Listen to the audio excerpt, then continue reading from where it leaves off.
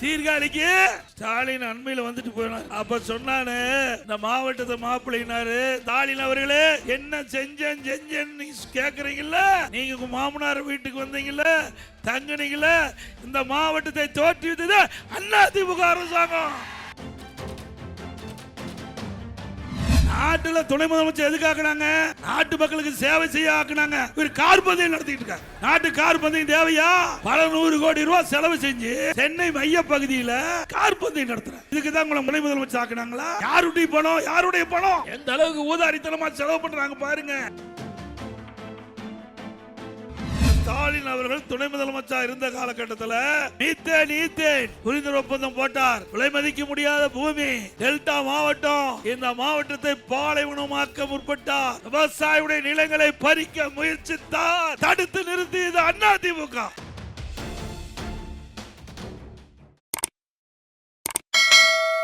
ஸ்டாலின் அண்மையில் வந்துட்டு போனார். உங்களுக்கு நல்லா தெரியும். எங்க மாமனார் வீட்டுக்கு வந்துட்டு போனார். சீர்காழிக்கு. அப்ப சொன்னானு இந்த மாவட்டத்தை மாப்பிள்ளைனாரு, இந்த மாவட்டத்தை தோற்றுவித்தது அதிமுக. ஒரு படத்துல ஒரு டைலாக் வரும், மாப்பிள்ள அவரு தான், சட்டை என்னோடது. மாப்பிள்ள அவரு தான், சட்டை என்னோடது. அது மாதிரி திரு ஸ்டாலின் அவர்களே என்ன செஞ்சேன்னு கேக்குறீங்கல்ல, நீங்க உங்க மாமனார் வீட்டுக்கு வந்தீங்கல்ல, தங்குனீங்கல்ல, இந்த மாவட்டத்தை தோற்றுவித்தது அதிமுக அரசாங்கம். அது வேண்டாம் விடு, பாவம் மறுபடியும் அதுக்கு போயிடுவாரு. மறுபடியும் வேண்டாம், நல்லா இருக்கணும், சந்தோஷமா இருக்கணும். அவருடைய சொந்த ஊரு, தாத்தா ஊரு, நல்லா வளமா செழிப்பாரு. நாட்டு மக்களை பத்தி விட்டு கவலைப்பட்டதே கிடையாது. கவலைப்பட்டிருக்காரா? நாட்டுல துணை முதலமைச்சர் எதுக்காக்குனாங்க? நாட்டு மக்களுக்கு சேவை செய்ய ஆக்குனாங்க. இவர் கார் பந்தயம் நடத்திட்டு இருக்காரு. நாட்டு கார் பந்தயம் தேவையா? பல 100 கோடி ரூபாய் செலவு செஞ்சு சென்னை மைய பகுதியில் கார் பந்தயம் நடத்துறாரு. இதுக்கு தான் உங்களை துணை முதலமைச்சர் ஆக்குனாங்களா? யாருடைய பணம்? யாருடைய பணம்? மக்களுடைய வரி பணம். எந்த அளவுக்கு ஊதாரித்தனமா செலவு பண்றாங்க பாருங்க. ஆக இப்படி மக்களுடைய வரிப்பணத்தை செலவிக்கின்ற அரசாங்கம் தொடர வேண்டுமா? எப்பொழுது பார்த்தாலும் ஸ்டாலின், உதயநிதி ஸ்டாலின் சொல்றார், எடப்பாடி பழனிசாமி கொத்தடிமை பாரதிய ஜனதா கட்சிக்கு. இன்னைக்கு முரட்டடி, இன்னொருத்தர் உதயநிதி முரட்டடிமையா எடப்பாடி பழனிசாமி. திரு உதயநிதி அவர்களே, திரு ஸ்டாலின் அவர்களே, அதிமுக தொண்டம் கூட எவருக்கு அடிமை இல்லை. உங்களுக்கு பதவி வரும்னா யாரு காலில் வேணாலும் விழுவுவீங்க. ஸ்டாலின் அவர்களே, எங்க கட்சி தொண்டம் கூட யாருக்கு அடிமை கிடையாது. தொண்டன் கூட அடிமை கிடையாது. அதுல ஒரு திரைப்படம், வின்னர்னு ஒரு திரைப்படம் நீங்க பார்த்திருப்பீங்கன்னு நினைக்கிறேன். வடிவேல் அவர்கள் நடித்த படம் வின்னர். அந்த படத்துல ஒரு நகைச்சுவை காட்சி வரும். அதுல கட்டத்துறை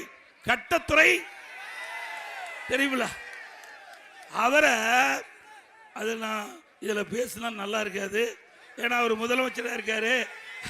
அதை பத்தி அதுக்கு மேல இருக்கிற வார்த்தையெல்லாம் நீங்க பூர்த்தி செஞ்சீங்க. அவரு அந்த கட்டத்துறை திருந்துற மாதிரியே இல்லை. அதுல நிறைய இருக்குது. அதை நாகரிகருதி நான் அந்த நகைச்சுவையை நான் இந்த நேரத்தில் பேசுவது அவர் பொருத்தமா இருக்காது. அவரோட முதலமைச்சராக இருக்கிறாரு. அதனால எஞ்சிய வார்த்தைகள் எல்லாம் நீங்க பூர்த்தி செஞ்சு பார்த்துங்க.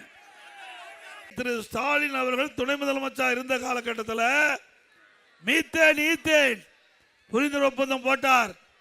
விலை மதிக்க முடியாத பூமி நெற்களஞ்சியம் டெல்டா மாவட்டம், இந்த மாவட்டத்தை பாலைவனமாக்க முற்பட்டார். அவர் துணை முதலமைச்சர் இருக்கின்ற காலகட்டத்தில் மீத்தேன் போன்ற மீத்தேன் ஹைட்ரோ கார்பன் போன்ற திட்டத்துக்கு புரிந்துணர்வு ஒப்பந்தம் போட்டார். அப்படிப்பட்டவ மாப்பிள்ள தான் இந்த மாவட்ட மாப்பிள்ள. அவர் விவசாயியுடைய நிலங்களை பறிக்க முயற்சித்தார். தடுத்து நிறுத்தியது அதிமுக அரசாங்கம் மட்டும் இல்லைன்னா உங்களுடைய பூமியெல்லாம் மீத்தேன் ஹைட்ரோ கார்பனுக்கு போயிருக்கோம். அதிமுக ஆட்சி இருந்ததுனால தான் பாதுகாக்கப்பட்ட வேளாண் மண்டலம்.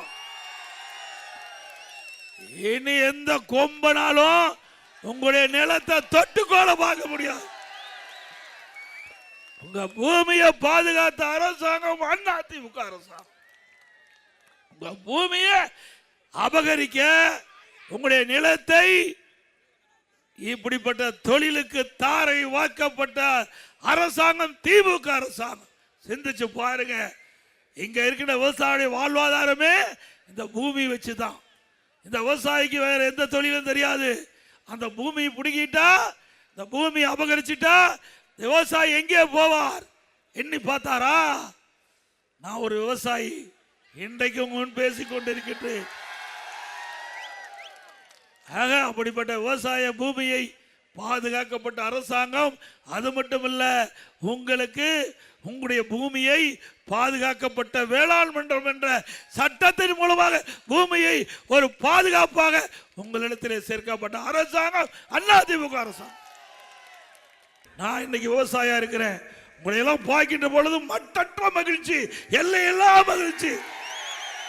முதலமைச்சர் இருக்கும் போது அந்த மகிழ்ச்சி இல்ல, இப்ப காண்கின்ற மகிழ்ச்சி எல்லையெல்லா மகிழ்ச்சி. நானும் உங்களை போல் விவசாயம் பண்ணிட்டு இருந்தவன். இன்றைக்கும் விவசாயம் தான் என்னுடைய சொந்த தொழில், வேற எந்த தொழிலும் இல்லை. ஆனா இந்த விவசாயத்தை இன்றைய முதலமைச்சர் புறக்கணித்துக்கிட்டு இருக்கிறார். விவசாயிகளை விரோதியாக பார்க்கின்றார். விவசாயிகளை எந்த திட்டமும் அறிவிக்காமல், விவசாயிகள் படுகின்ற கஷ்டம், துன்பம், துயரம், வேதனை எதை பற்றி கவலைப்படாத முதலமைச்சர் இன்றைய முதலமைச்சர் ஸ்டாலின் அவர்கள். சிந்திச்சு பாருங்க. அண்மையில் டெல்டாவில் இருக்கிற விவசாயி உற்பத்தி செய்யப்பட்ட நெல் நேரடி நெல் கொள்முதல் கொண்டு சென்று விற்க முடியல. மழை பெய்யுது, அந்த மழையில் நடைகிற நெல்மணியெல்லாம் மூடி வைக்கிறது, தார்பாய் கூட கொடுக்கல, திறந்த வெளியில் அடுக்கி இருக்குது. மழையில் நனைந்து நெல்மணி முளைச்சிருக்குது. அதை கூட இந்த முதலமைச்சர் வந்து பார்க்க முடியல, பார்க்கறதுக்கு நேரம் இல்லை. இப்போ வந்தார்ல, வந்தாரா இப்போ வரல. எப்போ அவருடைய மகன் வந்திருப்பாரு, அவரும் வரல. சுத்தம். அது நீங்க முடிவு பண்ணிட்டாங்க. திருவாரூர் சட்டமன்ற தொகுதி ஜெயிக்காது முடிவு பண்ணிட்டாங்க. நான் ஏற்கனவே எழுச்சி பயணத்தின் போது உங்களை எல்லாம் வந்து சந்திச்சுட்டு போனேன். இதே இடத்துல மீண்டும் இதே இடத்துல வந்திருக்கிறேன். பாருங்க, நெல்லெல்லாம் முளைச்சு போச்சு. ஒரு தட்டில் வச்சு பார்க்குறாரு. எதுல? ஒரு பிளாஸ்டிக் தட்டில் முளைச்ச நெல்ல பார்க்கிறார். இவரா விவசாயி காப்பாற்றுறாரு.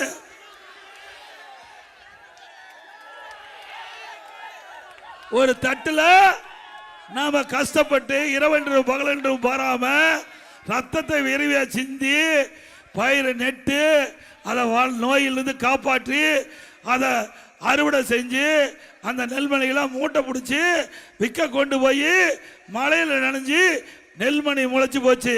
அதை வந்து நேரடியா பார்க்க முடியாத முதலமைச்சர் விவசாயி காப்பாற்ற போறாரா? அப்புறம் இன்னொன்னு பேசுறார். புதுக்கோட்டையில் எடப்பாடி பழனிசாமி சாதனைகளை பற்றி பேசுறதில்ல, வாக்கு கேட்கறதில்ல, அவரை கொள்கையும் கிடையாது, மாநில உரிமைகளை பற்றி பேசுறது கிடையாது. அவர் சாக்கடைக்கு சமமான வார்த்தைகளை பேசுறான்னு சொல்ல. அப்படியே நாம் பேசுறோம். சாக்கடையில் இருப்பது அவர்கள் தான். யாரு? சாக்கடையில் இருக்கின்றவர்கள் அவர்கள் தான். நாங்கள்லாம் அப்படி இல்லை. பொன்மனச்சம்பல் புரட்சி தலைவர் எம்ஜிஆர் தோற்றுவித்த கட்சி, புனிதமான இயக்கம். தீய சக்தியை திமுகவை தமிழகத்தில் வேரோடு ஒழிக்க வேண்டும் என்பதற்காக தொடங்கப்பட்ட கட்சி. அதே போல இதே புரட்சி தலைவி அம்மா அவர்கள் தன் உடலில் இருக்கின்ற அந்த நோயை கூட பொருட்படுத்தாமல் மக்களை நேசித்து பொன்மனச்சம்பல் புரட்சி தலைவர் எம்ஜிஆர் விட்டு சென்ற பணி தொடர வேண்டும் என்பதற்காக இரவு பகல் பாராமல் உழைத்தார். இரண்டு தலைவரும் மக்களுக்காக உழைத்த தலைவர்கள். அப்படித்தானே? அவர்கள் ஏதாவது வாரிசு இருக்குதா? நாம் தான் வாரிசு. நம்முடைய மக்கள் தான் வாரிசா பார்த்தாங்க. பொன்மனச்செம்மல் புரட்சித் தலைவர் எம்ஜிஆர் அவர்களும் இதயம் புரட்சித் தலைவி அம்மாவும் நாட்டு மக்களை தன்னுடைய பிள்ளைகளாக தன்னுடைய வாரிசுகளாக பார்த்தார்கள். தன்னலம் இல்லாம நாட்டுக்கு எண்ணற்ற திட்டங்களை தந்த தலைவர்கள் நம்முடைய தலைவர்கள். உண்மைதானே? திரு கருணாநிதி அவர் குடும்பத்தால பார்த்தாரு, நாட்டு மக்களை பார்த்தாரா?